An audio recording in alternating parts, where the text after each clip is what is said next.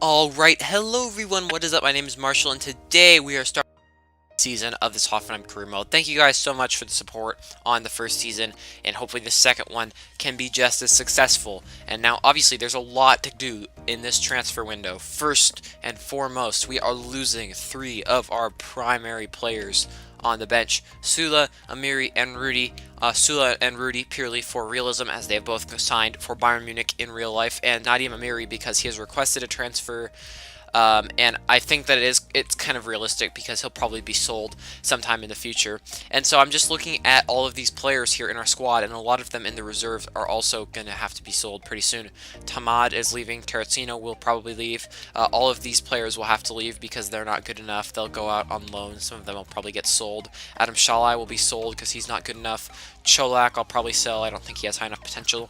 Actually, Kevin Akpoguma has 83 potential, so we're going to keep him around, I think. And he can also play at right back, which is pretty good because that's a position that we might need to strengthen. Zuber, Maric are super rotation, same with Polanski. So, obviously, guys, we have a lot of business to do in this window. Now, this is the starting lineup as we're looking at it. Baumann in goal, and I've made him captain. I think that's fair.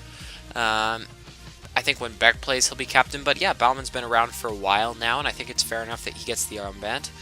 Back four of Kadriubek, Bacakcic, Scher, and Toljan.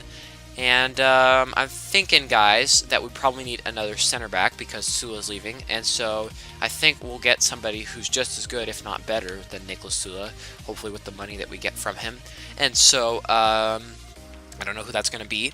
Toljan starting at left back. Beck is our backup. I think that's fine. Vogt and Grilic together right now in the midfield. Obviously, the loss of Rudy is going to hit us hard, so we'll need another midfielder. Forsberg and Weiser out wide. I'm thinking of getting a new right-sided midfielder too, guys. I think Weiser is going to get pushed back a little bit, but just not really sure there. Depends how much money we have, because right backs will cost less than right midfielders, but it really just depends how much we spend and how much we get for the 3 players that we're selling. And up top, of course, it's Smolov and Wagner. I think that's fine, although we could use probably one more player, and I think I know just who that's going to be. But, guys, let's look at the short list. There are a lot of players that we need to sign, so basically throw out any suggestions that you want to. I mean, almost anyone we could use. So, currently, though, we don't have the biggest budget. We have 17 million in the transfer budget and 141 million in the wage budget. I'll just put that a little bit more to that side. But I think once we sell those players and get them off the wage bill, we will have a significantly larger amount of money to work with. Academy. We don't actually have that many good talents. I don't think we've promoted some of the good ones. This guy, Jordi Garcia, could be kind of good with 94 potential at max. Alexander Richter could be okay.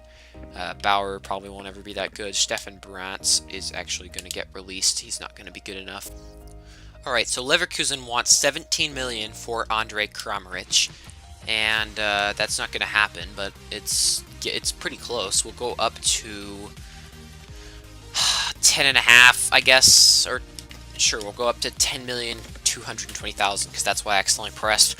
Fair enough. I want to get a bargain for him, but I'm not going to pay 17 million for him. But I'm sure they'll be willing to accept something a little bit under that. And we do get our first transfer offer for a player that we're looking to sell, Nadim Amiri, and it's Gladbach. They are offering us his valuation. Now we'll counter with 30. Because I'm sure we'll get plenty of offers for these 3 people that we're trying to sell. So we're going to counter it with 30, and we're going to see what they say. Obviously, we would prefer to sell him to somebody outside of the Bundesliga that we don't have to compete with, but I think the most likely suitor will be in the Bundesliga. But let's hop into preseason here, guys. We don't have any new signings as of yet. But I'm going to be playing. I'm just going to be trying some things out in preseason. I'll show you guys their end reel like I did in the Fulham career mode right now. Alrighty, guys, so unfortunately I got this weird glitchy thing that we had in the Borussia Dortmund game last episode, and the audio is just not good enough, but I'm going to try to show you the video. Unfortunately, it's not the best. It was an easy win against Sampdoria.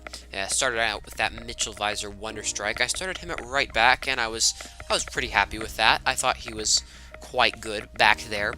And yeah, the flat 4-4-2 wasn't my favorite formation because there was a huge gap between our center backs and our midfielders. And when you play on a 4-4-2, or at least when I play on a 4-4-2, I like to have high aggression on the center backs and a lot of tracking back on the central midfielders. big position to work in the central midfield in a 4-4-2. So we need players that have a lot of stamina, and that wasn't quite the case in this game. But obviously we did win 4-0, so it wasn't that big a problem. But the second goal from Kerem Demirbay was quite nice, a wonderful cross from Toyen to pick him out at the back post. And yeah, unfortunately they got through our backline a lot. And Akpoguma was alright, but he wasn't my favorite. But definitely, since he is young, he's got a lot of room for improvement. Then Grilic scored from way wide. It goes through a sea of bodies and beats the keeper at the far post. Great goal, by the way.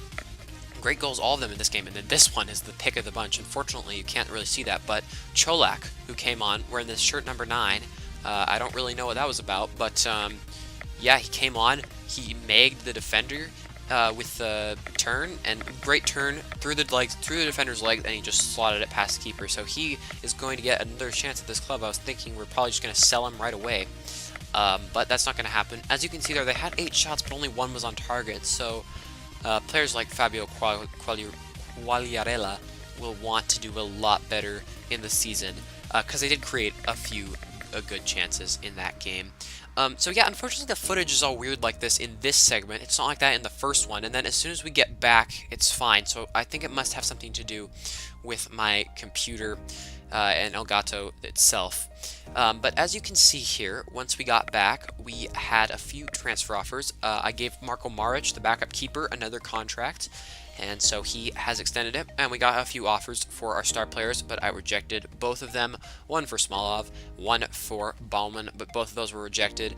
Yeah, I think I can't remember what happened after this. I didn't really think about this post-commentary. I think I ended off the episode right about here. I wanted to skip forward a little bit towards the Zenit game, who, by the way, Mainz beat them, which I was kind of surprised by because they got relegated and they're beating a team from Russia that's probably vying for continental competitions. But anyway, guys, that's going to be it for today's episode. Hope you enjoy. Make sure to subscribe, leave a like, and if you want to see episode 2 pretty soon, make sure to comment, like, and subscribe, which is what I just said. Bye.